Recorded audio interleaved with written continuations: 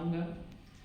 एक संदर्भ है कि जब विश्वामित्र को ब्रह्मर्षि बनने का धुन सवार हुआ था और उन्होंने कड़ी तपस्या किया और अपने आचरण में ब्रह्म का गुण समावेशित करने के लिए उन्होंने जो तप और जो नियम थे वो सारे किए। जैसे जो है वन में ब्राह्मणों का भेष होता है वैसा वो भेष धारण किए और निरंतर कार्य के बहुत दिन तक तपस्या की। उन्हें लगा कि अब मुझे ब्रह्मर्षि का जो है टैग जो है मिल जाना चाहिए। तो उस समय के जो समकालीन विद्वान थे सप्त ऋषि में से एक वशिष्ठ ऋषि।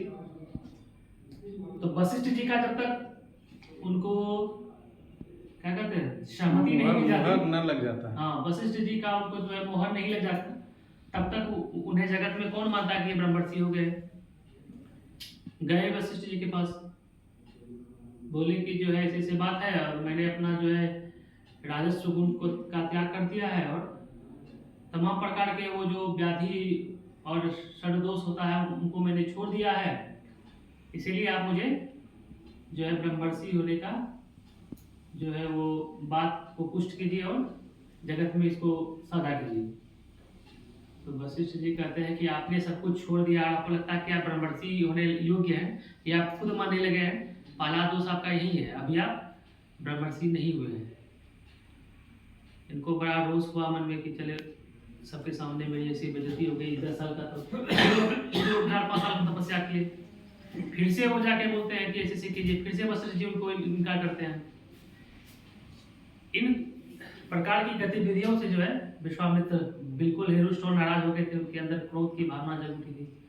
और एक रात उन्होंने ये मन में आ गया उनका कि चलो ऐसे नहीं, बात से नहीं मानते, इनका हम हत्या ही कर देते हैं और इनकी हत्या के बाद तो फिर जो है मेरे लेवल का कोई विद्वान रहेगा नहीं, तो ऑटोमेटिक लोग मान लेगा कि हम ही सबसे बड़ा विद्वान है। ये रात को दबे पांव वशिष्ठ जी के आश्रम में पहुंच जाते हैं। आश्रम के पीछे एक पेड़ का झाड़ी वगैरह था, उसमें वो छिपे हुए थे। वशिष्ठ जो है संध्याकालीन की दीक्षा देकर सभी शिष्यों को रात्रि पहर में विदा किए और आंगन में आकर जो है थोड़ा जो है तपस्या किए। तब तक ये अपने हाथ में तलवार लेकर सोचे कि पीछे वो उधर घूमे हैं, हम इनका जो है हत्या कर देते हैं, इनको तब से हम कर रहे हैं और ये जो है हमको टाल रहे हैं।